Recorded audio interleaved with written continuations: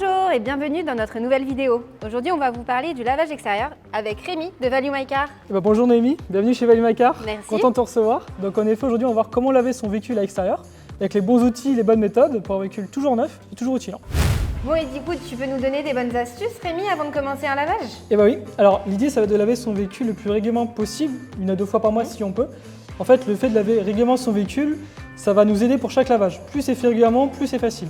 En station de lavage, tu vas consommer 70 litres contre 300 à domicile. Ah oui, quand même. Il faut savoir aussi qu'à domicile, c'est interdit par la loi. Tu risques finalement de 135 €, voire 700 € si c'est vraiment une grosse infraction.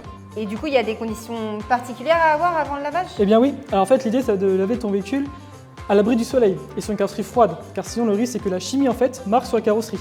Donc la mousse, le calcaire, etc. Donc ça, c'est vraiment à éviter. L'idée aussi, c'est d'enlever tout ce qui est fion d'oiseaux et moustiques le plus rapidement possible. Si tu attends plus, le risque c'est que c'est tellement acide que ça va faire des auréoles sur ta carrosserie.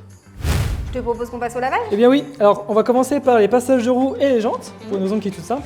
C'est qu'en fait, quand on va passer dans les passages de roues avec le nettoyeur de pression, en fait, on risque de projeter des saletés sur la carrosserie. Donc ça sera un peu dommage, donc on va commencer par les passages de roues, après on va faire les jantes, jante par jante et jante froide, pour éviter de marquer la jante avec les produits acides.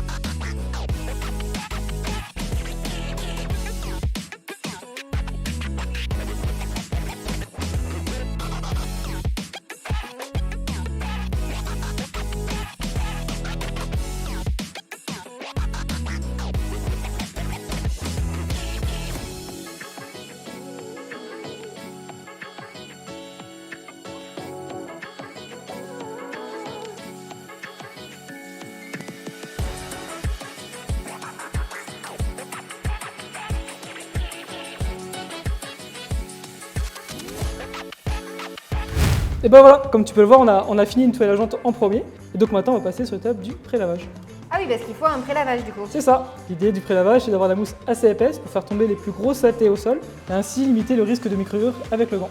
D'accord. Donc l'étape d'après, c'est le lavage, rinçage, cire, finition osmosée. D'accord, bon bah c'est parti. Allez. Et bien voilà Noémie. Donc maintenant, je vais te présenter les produits qu'on va utiliser pour l'étape suivante qui est le lavage. Donc en fait, on va avoir besoin de 2 seaux avec des grilles au fond, comme tu peux le voir juste ici. En fait, ça va retenir la saleté qui est au fond du seau. D'accord. On a besoin d'un gant microfibre. On va avoir besoin d'un shampoing automobile pour laver les carrosseries. On peut utiliser le shampoing pour faire un pré-lavage de carrosserie. La chance qu'on a aujourd'hui, c'est qu'on a une piste de lavage, donc on va directement utiliser le produit de la piste de lavage. Et pour finir, on aura besoin de la serviette de séchage pour enlever l'eau sur la carrosserie. D'accord.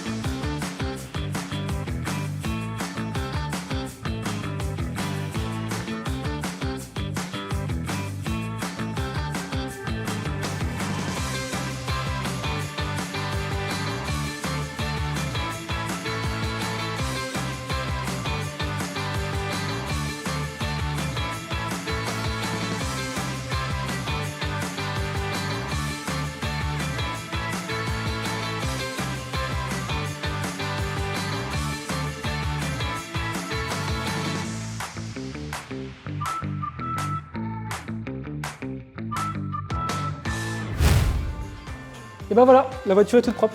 Super, merci Rémi. Avec plaisir. La prochaine fois, tu nous montreras comment on lave l'intérieur. Exactement. Et si ça vous a plu, n'hésitez pas à vous abonner à notre chaîne Insertea.